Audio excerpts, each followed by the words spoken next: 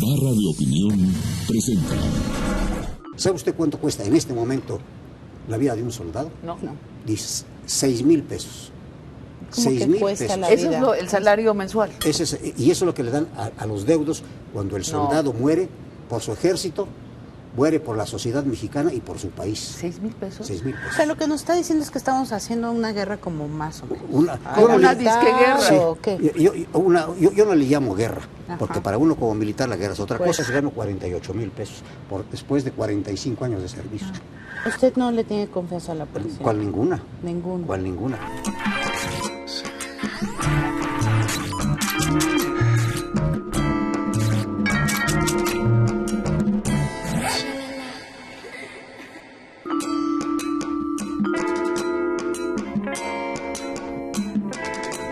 General de División Luis Garfias Madaña, muchísimas gracias por estar aquí. Queremos empezar hablando con usted de usted.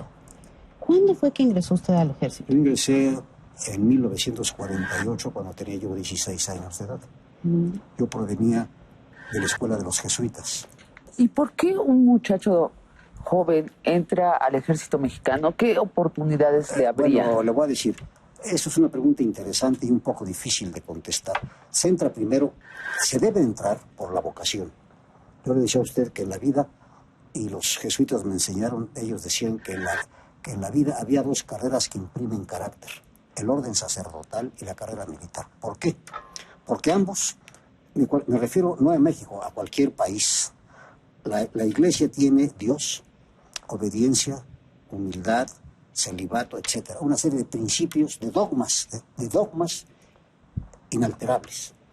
Los ejércitos también, la patria, la disciplina, el orden, la subordinación. Y también están separados los sacerdotes y los militares del resto de la sociedad. Y claro, en México no hay servicio castrense.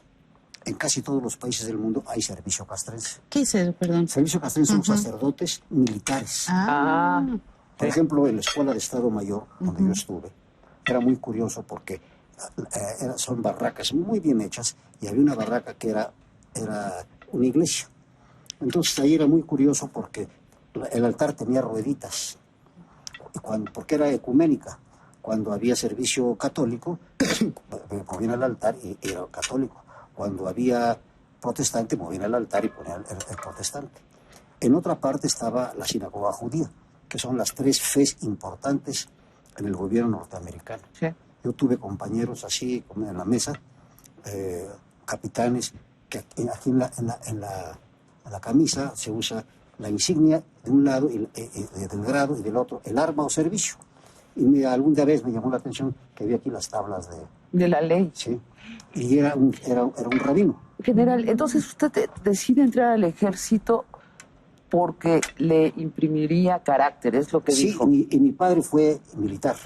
Mi padre fue ingeniero geógrafo en el Colegio Militar de Chapultepec. Él estuvo en muchos lugares. Él fue ayudante, subjefe y jefe del Estado Mayor del presidente Madero. Y después estuvo los inicios. Sí, estuvo los inicios de la Revolución con Carranza.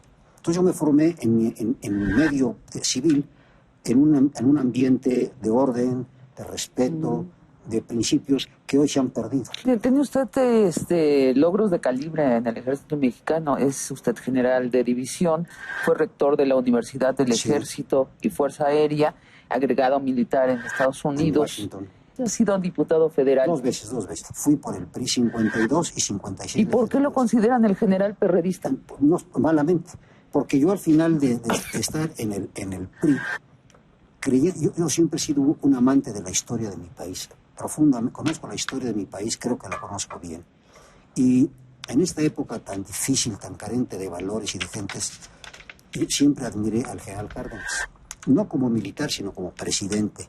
Entonces su vínculo con los Cárdenas, que lo acerca al PRD. Exactamente, estaba su hijo, y entonces yo entré al PRD. Oh, dolor, fue un fracaso total. Pero sí fue... Sí, fui miembro de... Estuve ahí un tiempo y me di cuenta de que era peor que el PRI. ¿Por qué? Porque era gente que andaba buscando, le dicen que es el primo hermano del PRI, que era gente que andaba buscando puestos para acomodarse, porque es gente de origen humilde, a ver, sacar dinero, vivir mejor. Y me fui, y luego llegó Rosario Robles, con la que Yo había sido diputado la segunda vez y tuve problemas, una mujer para mí grosera, falta de respeto, y opté por ir. General, gracias por la oportunidad que esté con nosotras platicando. Es una rara oportunidad. Sabemos muy poco los civiles del ejército mexicano. Es una estrategia del ejército, ha sido una estrategia de la secrecía. Es ambas cosas. El Estado nos aísla hace muchos años, y le voy a decir por qué, y nosotros nos aislamos también más. Ajá. ¿Por qué nos aísla?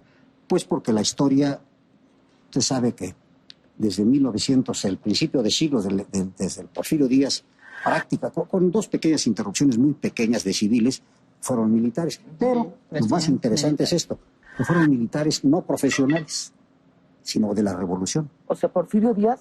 Él venía de la Guardia Nacional y él llegó, fue un profesional de ese tipo.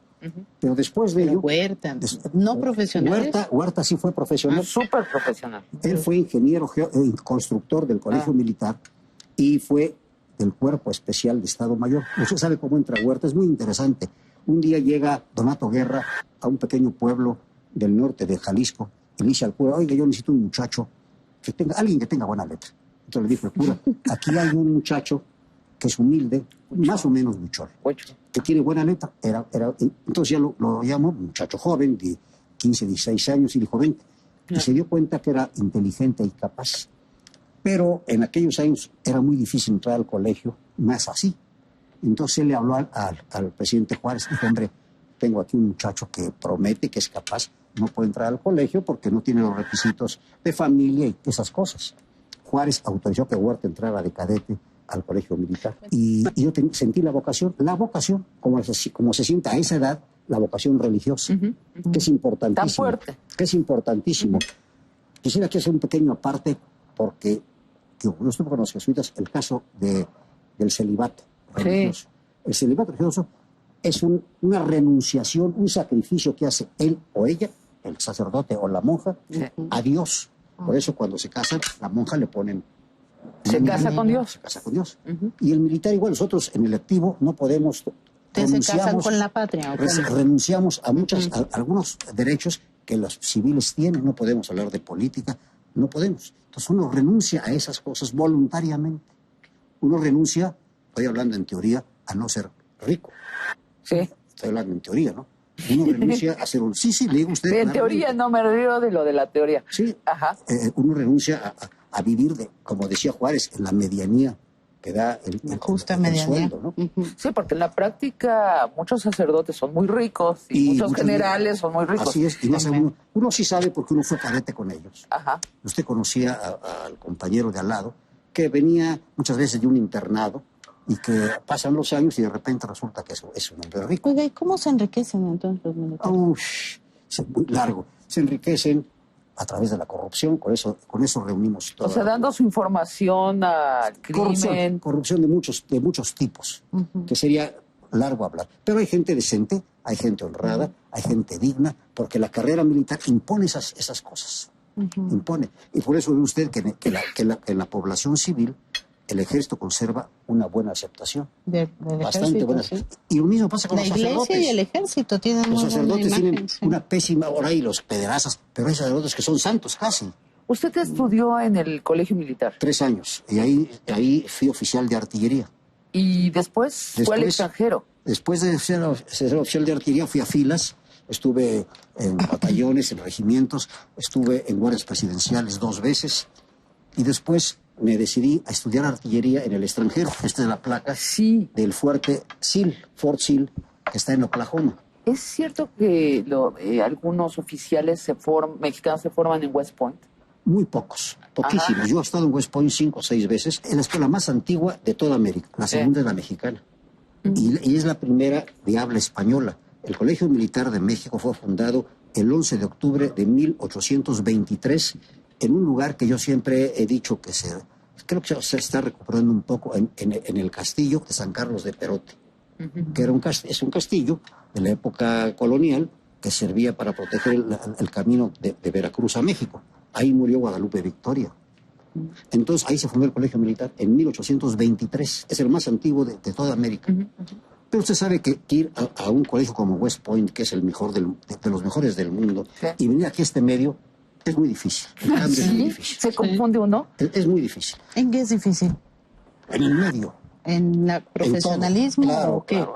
Allá hay, por ejemplo, una cosa muy sencilla, copiar. Usted sabe que copiar en las escuelas es algo de todos los días. Usted le copia al compañero. ¿Copiar en exámenes, en dice? exámenes. Eso es hacer trampa. Claro. Sí. Y allá no. Allá hay el código del honor. Ahí se respeta todo. Y entonces Aquí, nuestros usted quiere unos ojos militares que sí se largan, copian. así largos, ¿no? O sea que somos torcidos los mexicanos, En muchas cosas, hasta en el ejército son a veces torcidos los hay esas mexicanos. cosas. A veces hay esas cosas. Ajá. El colegio militar ha sido una institución de gran prestigio, gran prestigio. Sobre todo en lo que se llamó la Edad de Oro, que fue a finales del siglo XIX y principios del XX, donde hubo ingenieros militares, Huerta entre ellos, de primera categoría, que hicieron trabajos en el país. Se formó la que se llamó la Comisión Geográfico Exploradora, que tuvo su sede en Jalapa. Todavía existe el edificio, curiosamente, cerca del mercado. Yo fui ahí, hecho por ellos. Qué interesante lo que usted dice, que el problema de nuestros presidentes militares es que no eran militares, no eran eran profesionales. improvisados, se hicieron ahí en la bola, Así es. como Obregón, Cualquiera. Carranza, El que usted me todos. cite. Carranza no fue general, fue civil, pero fue civil. Pero usted ve Carranza, Obregón, Plutarco Elías Calles, Cárdenas. estoy haciéndome para atrás, los de la Convención Revolucionaria, el general Cárdenas, el general Abelardo Rodríguez, e incluso el que tenía un nombre muy curioso. Todos ellos eran civiles hechos al calor de la revolución, unos buenos, otros mejores y otros bastante malos. Pero entonces la historia de México sería diferente si hubieran habido presidentes militares profesionales. Puede ser que sí, puede ser que sí. Mire usted, una institución que tardó mucho en llegar a México por la revolución fue esta, la Escuela Superior de Guerra. Se fundó en 1932, ya tarde. Países como Argentina se fundó en 1916, Chile en el siglo anterior. Vino la revolución y se acabó todo. Saltemos hasta 2006. El primer acto de gobierno de este presidente, el presidente Calderón, es aumentar los salarios y los privilegios de los soldados. Le voy a decir a usted que bueno que tocó ese punto. ¿Sabe usted cuánto cuesta en este momento la vida de un soldado? No. Dice 6,000 pesos.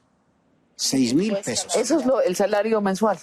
Y eso es lo que le dan a los deudos cuando el soldado muere por su ejército, muere por la sociedad mexicana y por su país. 6,000 pesos. 6,000 pesos. De indemnización. No, de pensión vitalicia. Pensión Mientras vitalicia. la viuda o los deudos vivan o no se casen, recibirán 6,000 pesos. 6,000 pesos es muy poco. Sea cual sea el grado. No, está en función del grado. Ajá. Ese soldado. El soldado raso, que es el que más se muere, obviamente. Sí.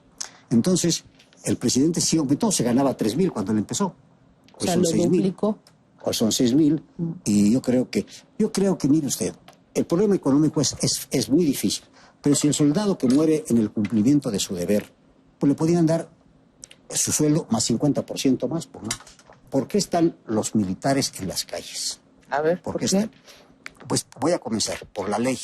Primero por el artículo 89, fracción sexta de la Constitución, que autoriza al presidente de la República a movilizar al ejército en casos de problemas de seguridad exterior e interior. México está viviendo en estos momentos un grave problema de seguridad interior. Sí. Y tercero, ¿por qué? Por la ineficiencia, la incapacidad y la enorme corrupción de las policías, de nivel municipal a la federal. Ahora le voy a contradecir. Yo oí a un general decir que los políticos crean problemas y en vez de solucionarlos ellos llaman al ejército. ¿Les suena conocida la afirmación general? Sí. ¿Cuántas veces yo fui desde subteniente, sale a resolver los problemas que crean los civiles en el gobierno y luego lo olvidan? Luego lo olvidan y luego hasta lo atacan y los meten a la cárcel a los militares. Así es. Injustamente. Van varias, ¿no? Van varias, sí. La guerra sucia. La guerra sucia, Katia, perfecto. la guerra sucia fue una expresión nacida en Argentina. Yo estuve ahí de embajador en el vecino país que era Paraguay y estudié eso. La guerra sucia nació en Argentina, porque ahí sí fue una guerra. Sí. Ahí fue una guerra, ahí hubo 30,000 desaparecidos. 30,000, entre desaparecidos y muertos, 30,000, que no es cualquier cosa. O sea, nosotros la mal llamamos guerra sucia a la que sucedió acá en los 70. En los años 70, sí, porque fue una cosa muy localizada, principalmente en el estado de Guerrero. La guerrilla mexicana en México fue una guerrilla pequeñísima y muy limitada, muy limitada. La de Genaro Vázquez y de Lucio Cabañas fueron muy pequeñas, porque en las guerrillas no solamente se requiere tener el valor personal para jugarse la vida, se requiere ser líder y capaz. Y ellos eran lidercitos porque eran profesores normalistas muy limitados. Nunca trascendieron. Pero aún, pero aún así su declaración es bien interesante porque usted dice, los civiles crean los problemas, llaman al ejército para resolverlos y luego acabamos pagando los platos rotos nosotros, los militares. Mire usted. ¿Será el caso también de hoy? Claro, absolutamente. A ver, ¿cómo? Sí, a ver, absolutamente. ¿Y no quiere que le sirva algo de comer? No, gracias. Mire usted, el ejército está combatiendo con una mano amarrada. No tiene el apoyo legal. ¿Cuál es el apoyo legal? ¿Usted lo ve? El artículo 13 famoso. Fíjese, ellos quieren, los civiles, y acaba de salir la ley, la minuta, para pasarla a los diputados, ellos creen, dicen que cuando un militar mata a un civil, en el caso del narcotráfico, debe ser juzgado por los civiles. Es lo que dice, ¿no? Yo le voy a decir usted una cosa. El fuero militar dice lo contrario. Dice que un militar, en acto del servicio, ahí voy, debe ser juzgado por los tribunales militares. Yo fui presidente de un consejo de guerra. Ahora bien, fíjese usted la enorme diferencia. Si un soldado cualquiera, militar cualquiera, comete un delito y lo juzgan los civiles, lo condenan a 3 años, pongamos, de cárcel. Va a la cárcel civil. Él sigue siendo militar. Lo que se ha interrumpido es el tiempo de servicios. ¿Por qué? Porque no presta ningunos servicios. Pero no la antigüedad, porque él es militar. Sí. En cambio, en el caso, en el fuero de guerra, la legislación es mucho más severa. Toda penalidad, dice el artículo 143 del Código de Justicia Militar, toda penalidad militar que tiene una pena corporal de 2 años o más, trae implícita la destitución del empleo. ¿Qué es la destitución del empleo? Perder el uniforme, el sueldo, todo. ¿Pero también implica cárcel? Desde luego. También. Claro, por eso son 2 años o más de cárcel. Claro. O sea, lo que nos está diciendo es que son mucho más duros los juicios militares que los civiles. Imagínese usted, por ejemplo, para un militar que tiene 15 años de servicios en el ejército. Lo meten a la cárcel y lo condenan a 3 años de prisión y automáticamente pierde los 15 años. Pero lo que no entiendo, general, es por qué dice que eso es amarrarle la mano al ejército. Más bien es soltársela. Porque actualmente el militar está actuando muchas veces contra la ley, contra las... ¿Por qué? ¿Sí? Porque anda en la calle, detiene gentes, pone retenes. ¿Y cómo se puede hacer eso? Con el artículo 29 de la Constitución, que es muy interesante, que no se pone en práctica, yo no sé por qué. Comienza diciendo, en caso de invasión o de alteración grave en alguna zona del país, el presidente de la República puede, con la aprobación del Congreso, establecer el artículo 28, que son la suspensión de las garantías individuales. Eso que dice usted es muy inquietante. Sí, háblenos más de eso. Usted dice, nos mandan a pelear una guerra con las manos, con una mano amarrada, tal vez un pie amarrado. Hay que suspender las garantías individuales. ¿En qué zonas? En donde hay el problema. Pero díganos qué zonas son del país donde está el problema. ¿De qué porcentaje del territorio estamos hablando? Yo hablaría de un 40% del país. ¿Usted está viendo? ¿Y ahí usted sería partidario de suspender las garantías individuales en 40% del territorio? Claro, ¿por qué no? Hay países que se hacen el 100%. A ver, y nárrenos, ¿suspenderían una zona geográfica y qué pasaría entonces? A usted le dirían, usted es civil, le dirían... Señora, usted no puede salir a la calle y reunirse con más de 4 personas en la calle. Usted tiene que estar en su casa a las 8 de la noche y salir hasta las 6 de la mañana. Durante la noche no puede usted salir. Toque de queda, señor. Sí. Es parte. Usted no puede salir. Si sale, tendría que usted justificar que va usted al hospital, que bla, bla, bla. Pero si no, no sale. ¿Sí? ¿Qué más? Suspenderlas. No puede usted reunirse. Usted no puede expresarse públicamente contra nada. ¿Por qué? Porque no se puede. Están suspendidas las garantías individuales, la libertad de expresión. Libertad de expresión, la libertad de reunión. Están suspendidas. Suspendidas. ¿Y podría entrar el ejército a cualquier casa? Puede entrar el ejército a cualquier casa. El ejército o la policía o los marinos. ¿Bajo sospecha o nada más? No, bajo sospecha, claro. Si usted dice, usted sabe que muchas veces cuando llega la orden de cateo ya se fueron los ladrones. Sí. Allí, en ese momento, usted revisa hasta debajo de las piedras y vería usted lo que encontraría. Y la gente diría, vaya, ahora sí esto va en serio. Porque ahora sí... O sea, lo que nos está diciendo es que estamos haciendo una guerra como más o menos. Como una disqueguerra. ¿O qué? Yo no le llamo guerra, porque para uno como militar la guerra es otra Pues cosa. sí. Pero sí le llamo una campaña difícil, sin gloria, olvidada, amarga, que llevan a cabo los soldados. General, también usaría, por ejemplo, Fuerza Aérea. En la fuerza Entraría. Claro. Tanques, o sea, entraría el ejército necesario. con todo. ¿Y los derechos humanos qué? No, son las garantías individuales, es lo mismo. Las Es suspendería. lo mismo, claro. Usted dice, durante 30 días en Juárez no va a haber suspensión. O sea, de 30 es muy poco. Pero se tendría que hacer por un tiempo delimitado, ¿no? Claro. Por supuesto. Así lo dice la Y con Constitución. aprobación del Congreso. De ambas cámaras. Del De Congreso. ambas cámaras. ¿Y con cuántos tiempos usted cree que se arreglaría? Depende del problema. ¿Pero está hablando de meses o de años? No, años es difícil. Meses, días, semanas, depende de lo que usted juzgue. Los órganos políticos y los militares dicen esto lo podemos resolver en 30 días. Y además hay una cosa importante, usted puede aislar el área, aislarla. Por ejemplo, dice usted, el distrito de Ciudad Juárez, lo voy a aislar. Nadie entra. Usted ni nadie sale. Ni sale. Y nadie sale. Y por la frontera, pues están los americanos que no van a permitir que entren o salgan. Y usted cierra aquello y a ver qué pasa. Claro. Ya sabía. Oiga, general, pero hay un problema, me parece, que también más allá. El artículo, usted conoce bien el artículo 129 constitucional. Ese es otro, el último. Ajá, es a lo que voy. Actualmente la tarea que está haciendo el ejército de estar en las calles Está prohibido por el 129. es anticonstitucional. Claro. Eso es gravísimo, ¿no? Claro. Yo cuando fui presidente de la Comisión de la Defensa, y en la Comisión de la Defensa tuve dos personas que hoy para ustedes son muy conocidas. A Manuel Espino y a Carlos Navarrete. Los dos eran miembros de la Comisión de la Defensa que yo presidía, los dos. Y ellos son testigos de que yo traté de modificar el 129. El 129 es un artículo que pasó textual de la Constitución de 57 a la de 17. Y tiene más de 150 años intocado.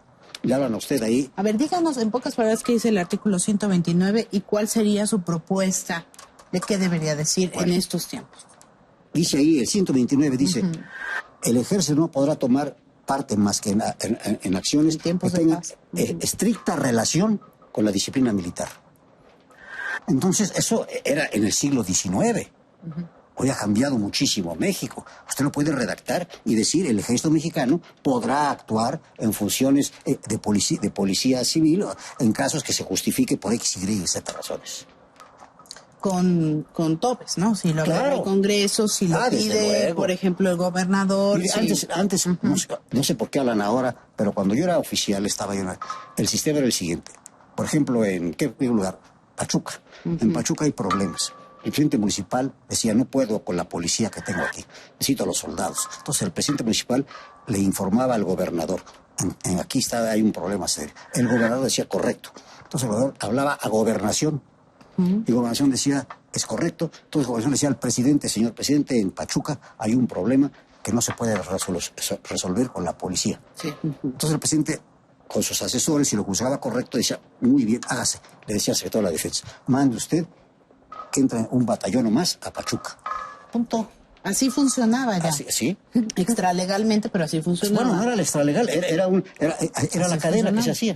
Entonces entraba el batallón. General, lo que usted está diciendo, ¿no?, detrás de sus palabras, es que el presidente ha declarado informalmente una guerra, manda al ejército y no les da las condiciones para librar la guerra. ¿Por qué no les da las condiciones? Por razones políticas. Porque decir, ¿cómo es posible que en México se ponga el artículo 29 y el PRD iba a protestar en todos los lugares habidos y por haber? O sea, por una razón de percepción, de imagen, de dimes y diretes. Sí. Además, nunca se ha puesto en práctica. Va a decir, ¿cómo es posible que ahora, por primera vez, pues alguna vez hay que hacerlo? ¿Quién decidió esta guerra? ¿El presidente o el ejército? El presidente. Ante la incapacidad de las policías, pues no le quedaba más remedio, como actualmente es, de echar mano de los soldados. Hablemos un poco de los criterios, ¿no? ¿Cuál es el criterio para lanzar una guerra? Bueno, una campaña. Aquí es una campaña. Una campaña sí. terrible. Sí, terrible, ¿por qué? En primer lugar, porque se manejan cantidades de dinero astronómicas, increíbles. Entonces, eso es gravísimo. Y luego, porque no es una cosa local, nacional, es una cosa internacional. Y además, porque tenemos la terrible ventaja y desventaja, aquí es la desventaja de vivir junto al país más poderoso del mundo y uno de los países que más consume drogas en el mundo entero. Donde tienen, por cierto, una perspectiva absolutamente diferente de atacar este problema, con base al consumo y no a la militarización. Sí, ¿Qué opina usted de eso? Allá la militarización es imposible. Usan la Guardia Nacional, que es otra cosa, y la policía, que allá es odiada pero respetada. Estamos viendo distintos escenarios de cómo podría haber sido, cómo podrá ser. Una es también no militarizar el problema de la droga como lo hacen los americanos. Pero allá hay un respeto muy grande a la ley. Muy grande. Sí. Allá la policía es profundamente respetada. No. Aquí la ley no. Lo está embromando, general. No. Entonces Ustedes viven en un ambiente del periodismo donde todos los días ven cosas increíbles, absurdas. No. Allá la ley es muy respetada. O sea, dice, eso no funcionaría en México, tratarlo como un problema de salud. Funcionaría, pero hemos dejado pasar demasiado el tiempo. Han pasado muchos años y hoy el problema ha ido creciendo demasiado. Hoy es un problema enorme, pero algún día hay que enfrentarlo. ¿Por qué? Porque el país no puede continuar así. Entonces, ¿usted cree que hay que más bien escalar esta batalla? Poner una mano más firme. Más firme. Y ahí está ¿Y de quién depende eso? Pues del presidente, obviamente, y del Congreso. Usted sabe que ahora... Háblenos de la ley. Se propuso una nueva ley de seguridad nacional en el Senado. Sí. ¿No? Se paró ahorita en la Cámara de Diputados. Usted sabe, se paró porque está en receso. Sí. Va a entrar en septiembre. Un militar, cualquiera que sea, persiguiendo a los narcos, mata a un civil como los ha matado, hoy y otras veces. Sí, daños colaterales. Es un acto estrechamente ligado a la disciplina militar. ¿Por qué? En el ejército hay dos cosas que se llaman actos del servicio. Actos del servicio son económicos y de armas. Económicos, como el vigilante de un dormitorio, es un acto, porque ahí no hay problema. De armas, cuando el militar trae una pistola o una ametralladora, es un acto de armas. Cuando los militares salen a combatir al narcotráfico, llevan armas. Y si en ese momento, por accidente, quiera usted, matan a un civil, es un acto relacionado con la disciplina militar, porque es un acto de servicio de armas. Si ese mismo militar, y lo juzgan los tribunales militares, si ese mismo militar, franco, o sea, no estando de servicio, se mete a un restaurante o a algún lugar y mata a un civil, automáticamente está a disposición de las autoridades civiles. Automáticamente. Porque ha cometido un delito civil, pero que no tiene relación para nada con la disciplina militar. Pero el otro sí. Es que quizá nos da miedo esto de que sean enjuiciados en juicios militares, precisamente por lo que hablábamos en un principio, por la falta de transparencia. No crea. No, mire, nosotros no nos podemos asomar. Permítame, yo fui presidente de un consejo de guerra. Las audiencias son públicas. ¿Pueden ir medios de comunicación? Todo el mundo. ¿Sí? El problema es Katia, el problema es llegar a donde están los consejos de guerra, que están hasta dentro del campo. Si usted tiene su carro y se identifica, no tiene usted problema. Pasa. ¿Ah, sí? ¿Me dejan pasar? Claro. Yo soy periodista del Universal y voy a cubrir el juicio de Juan Pérez. Pasa. Y llega usted al área de los juzgados militares y va usted a entrar a un salón, como un auditorio, donde hay sillas, y ahí se sienta usted y enfrente está el Consejo de Guerra, enfrente. Y usted va a ver ahí la discusión del Consejo de Guerra. Porque el reglamento dice que son públicas. Lo que pasa es que los periodistas a veces no saben cómo vaya a llegar. Pues así llega usted. Así. Tiene usted su coche, llega usted a la guardia del campo. Próximo, ahí voy, ¿eh? Claro. Fíjese usted, además hay una cosa muy interesante. Las misiones del ejército son mucho más baratas, pero mucho más baratas que la policía. ¿Ah, sí? El soldado, claro. Sí. El soldado, por ejemplo, está en Juárez, está en su cuartel, sale de allí, va a estar todo el día afuera, le dan una bolsa con la ración seca, o se la llevan caliente si se puede, y se acabó. Y él come y cena con una ración seca o caliente que le lleva un camión de servicio de intendencia, y se acabó. Si hay que dormir en X lugar, no lo van a mandar al hotel, se duerme, lleva la mochila y se duerme en el suelo. Ahora, al final, el de la policía no, porque con el ejército no es tan fácil dar dinero. Entonces, la gente, sobre todo los narcos, se sienten molestos con la presencia militar. Porque ahí, no sé, yo les voy a dar al capitán para que se vaya, el capitán no se va. Está diciendo, la policía se corrompe, el ejército no. Se corrompe más fácilmente que el ejército. Y vean usted todos los días. El ejército ha sido muy maltratado, muy calumniado en los últimos meses o años. Tiene 5,000 quejas. ¿Cuántas de esas 5,000 quejas son válidas? Posiblemente 500 son válidas y 4,500 son inválidas. ¿De cuántas que había antes? De las que antes casi no había. Entonces, cuando se hace una cosa de esas, se comprueba fehacientemente. Me acuerdo de ese caso tan famoso de una mujer de cerca de 60 y tantos años que decían que la habían violado en Veracruz. En Songolica. En Songolica. Veracruz. Yo he estado en Songolica. Físicamente las mujeres a los 60 años son no feas, bastante feas. Ajá. ¿Usted cree que un muchacho de 22 años va a buscar una mujer de esas? ¿Habiendo mujeres jóvenes? Ay, general, yo creo que el odio, porque No, la pero violación ¿por qué? es un acto de odio, no de deseo. Pero ahí no había odio. Era una mujer que tuvo problemas. ¿Cómo iba a acostarse con una mujer de ese tipo? Y la verdad, la señora estaba enferma, flaca, enferma, pobre mujer, ¿no? Y después se comprobó que... Pero usted también nos decía que hay veces que el ejército tiene sus renuncias, como la vocación sacerdotal, y una de ellas es precisamente que durante mucho tiempo no se tiene contacto sexual. No, También, sí, no. O sea, para usted es prueba que ya tenía 60 años de que no era deseable por un muchacho. ¿Usted la ¿Y vio, que usted era la vio fea? retratada alguna vez? Sí. No. Una mujer que era... ¿Usted la vio retratada? Sí. Bueno, pues usted me dirá cómo era. Bueno, Bueno, era pero una sabe señora, pero ¿y general, qué tiene que ver eso? la violación es un acto de odio Sí. muy a menudo, no Y a de veces, deseo. Y a veces como una venganza, como en la Segunda Guerra Mundial, que fue algo Pues es una monstruoso, barbaridad, ¿no? Claro, La es una violación barbaridad. es Y puede darse los casos, no le voy Y a decir se a han usted que no. comprobado algunos casos, Claro, ¿no? y se castigan. Y son muchos más de los que había antes de que el ejército Porque estuviera está haciendo fuera. esas tareas. Está fuera y tiene contacto con mucha gente. Procesaron a unos soldados por haber violado a unas prostitutas en Michoacán. ¿Y por qué? ¿Qué tiene eso de malo? No. ¿Cómo que qué tiene de malo? No, o sea, que lo procesaron. No, pero eso Fueron ¿qué a la tiene cárcel. que ver que sean prostitutas? Bueno, pues estaban vendiendo. No, Posiblemente pero les una pagaron. cosa es No, pues lo que pagar. pasa es que no les pagaron. Bueno, aún así es violación, general. Claro, pues los ¿No? acusaron por violación. Sí, claro. es violación. Pero lo que quiero decir... No importa que ellas se dediquen al sexo Bueno, servicio. Lo que usted dice que es que no están bien investigados. No están bien ¿o qué es lo que investigados. dice? Y claro, yo no estoy defendiendo. Yo estuve 45 años en el servicio activo. Y hay veces que hay casos que son delitos graves. Hay veces que hay casos que son cosas que deben de ser castigadas. Claro que sí. ¿Por qué? Porque son humanos y porque a veces son débiles por muchas razones. Y lo que pasa es que el ejército a veces no lo hace público para que la gente se entere. Debería, ¿no? Claro que debería. Desde luego que sí. Yo estuve metido en esas cosas. Fui presidente de un consejo de guerra. Me tocó procesar a uno que había sido mi alumno y era coronel y perdió el grado.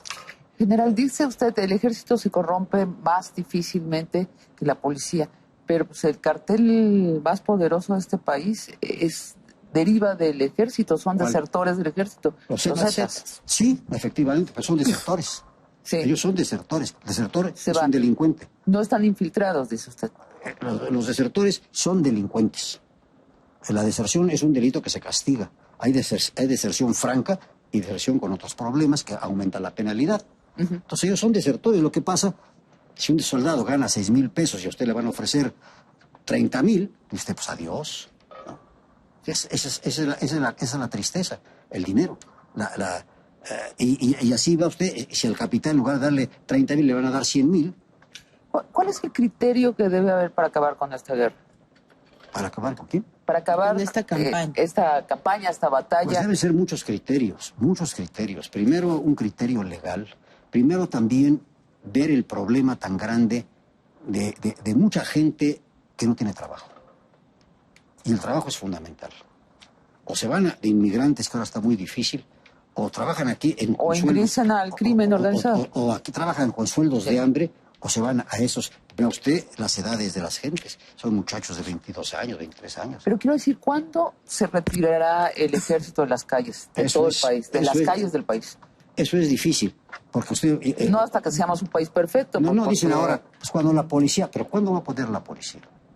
Entonces no va a poder. Usted no le tiene confianza a la policía. ¿Cuál ninguna? Ninguno. ¿Cuál ninguna? Fíjese usted, ahora van a hablar de las policías estatales. Yo he dicho muchas veces, la necesidad de una policía única, nacional. Sí, lo que se acaba de aprobar, que todavía falta que pase al Congreso, es que ya no haya municipales, solamente hay una estatal. Pero no se ha aprobado, porque eso tiene que modificarse el 125 de la Constitución. Sí, tiene que reformarse la Constitución. Entonces, ¿qué pasa?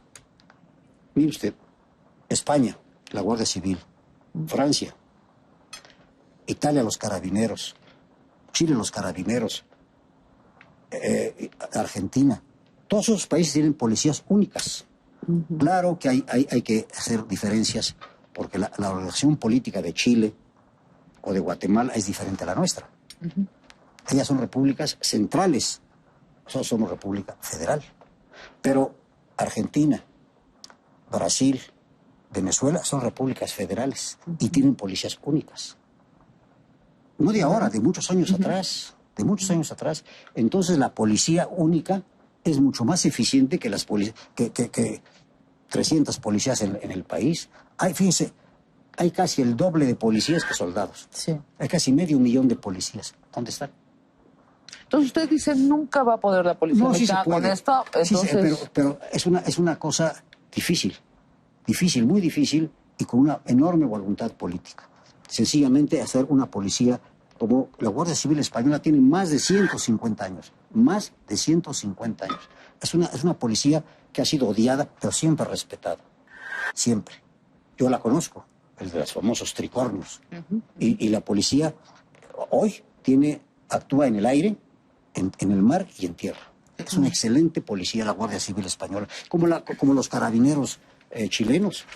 Yo le escucho y le escucho España, Chile, Argentina, son países que tienen también graves problemas. No, donde los militares en cierto momento se han desesperado con la democracia, la indisciplina de los políticos, la corrupción de los políticos, que han dicho, ¿saben qué, señores? Quítense y nos ponemos nosotros. Así es. Y mire usted, ¿Qué piensa de eso? ¿Qué tan cerca estamos en México de eso?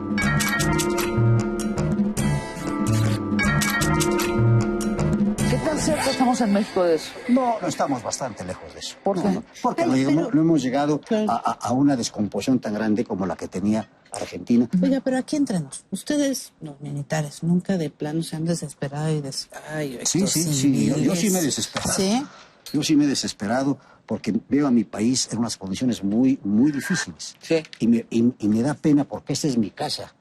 Katia, aquí nací yo y aquí me voy a morir. Y me da pena ver mi casa tan maltratada, que a veces lo que tiene bonito nada más es la fachada, pero adentro está lleno de basura. Pero ha sido sujeto de discusión al interior, decir, ¿qué vamos a hacer? No crea, porque el ejército actualmente, eso está prohibido. Usted no puede discutir la situación política entre los militares porque eso está prohibido. Mire. La discusión política está prohibida. Está prohibida. Me acuerdo, por ejemplo, el caso de la guerra de España, la guerra civil. Allá se llamaban los cuartos de banderas. Ahí ellos discutían, porque España, con la República, que la idea es muy bonita, la República, pero España iba al fracaso, iba al vacío, iba al abismo. Entonces Franco va y pone orden durante, como Porfirio Díaz, durante 40 años, 40 años. Más que Porfirio Díaz. El problema de España es muy complejo también. Yo he estudiado mucho eso. Mire, en la República, en los años de mayo de 36, junio, aquello, y además ahí había algo increíble que no ha vuelto a repetirse en el mundo, el poder de los anarquistas, que tuvo que haber una división republicana, acabar con aquello, porque era aquello. Usted, para tomarse esto, le tienen que dar un vale, porque si no, no podía usted. No había dinero, sí. Para acortarse el pelo, te dan un vale. El anarquismo tuvo una influencia espantosa en España, que es una teoría disolvente. Y si los militares no pueden hablar de política, ¿tienen que pedir un permiso especial como usted, por ejemplo, para ser diputado? Yo estoy retirado. Pero, para ser diputado, sí. Hay un permiso. Uno debe retirarse del activo 6 meses antes. Y luego, por ejemplo, toda iniciativa que usted presente es a nombre del ejército, con el general secretario y le dice... No. Yo le voy a decir, estuve en el ejército 45 años. 45 años. Y mi pensión, y aquí traigo el recibo. Aquí, si usted lo quiere ver, aquí lo traigo. Yo gano menos de... y le gané a la defensa un problema de 5,000 pesos, gano 48,000 pesos después de 45 años de servicio. Por fortuna, físicamente estoy bien. Pero ¿cuántos de mis compañeros, más viejos o menos que yo, andan en silla de ruedas, tienen achaques con 45,000 pesos, o tienen hijos enfermos, o la esposa? Y apenas alcanza. ¿Un presidente militar? ¿Le gustaría ver un presidente militar? ¿Y por qué no? Claro que sí, claro que sí. Ahora, ¿un presidente militar por cuánto tiempo? Por 6 años. Por 6 años. Claro, por 6 años. Y elegido Porque en las urnas. Claro, ¿por qué? Porque uno tiene principios, como decía usted, que adquiere uno desde muy joven, cuando está usted en esa fase tan importante que es de la adolescencia a ser adulto. Sí. ¿Le gusta que hayan sacado los huesos de todos los héroes y Pues que los en vayan a alguna forma sí, identificar? porque fíjese usted, en México se ha perdido mucho el respeto a nuestras tradiciones. Sí. Yo estuve sentado, llevé a mi hija y a mi nieta, y estuve sentado exactamente enfrente. Vi la urna que trae las 4 cabezas que estuvieron 10 años en la Alhóndiga. Sí. Y ve usted a la gente común y corriente sentirse mexicanos, profundamente mexicanos, que eso, vamos a dejar el fútbol un rato, ¿no? Eso es México, ese es el México inmortal, ese es el México eterno, ese es el México que nos dio este país chueco o derecho, esas gentes que los fusiló, dieron su vida por este país, y eso es importantísimo. Lo dio Iturbide, lo dio Hidalgo, lo dio Morelos, y lo dio Mina, que es el único extranjero escrito en letras de oro en la Cámara de Diputados. Francisco Javier Mina, que lo fusilaron por la espalda como traidor. General, pues ha sido un gusto escucharlo, escuchar desde adentro del ejército lo que se está pensando. Espero que no sea la última vez que venga, ¿eh? Yo estoy a sus órdenes pronto. y le agradezco esto porque puedo decir a ustedes y al público que me oiga algo que yo llevo muy adentro. Yo amo a mi país profundamente, como digo, porque esta es mi casa y porque aquí nací y aquí me voy a morir, y me da mucha pena verlo ahora en mal estado. Y quisiera yo verlo en otra forma. Pues mucho gusto, Muchísimas general. gracias. Muchas Gracias gracias. por venir. Ahora sí, coma algo, ¿no? Sí, vamos a comer. Ahora sí. Barra de Opinión presentó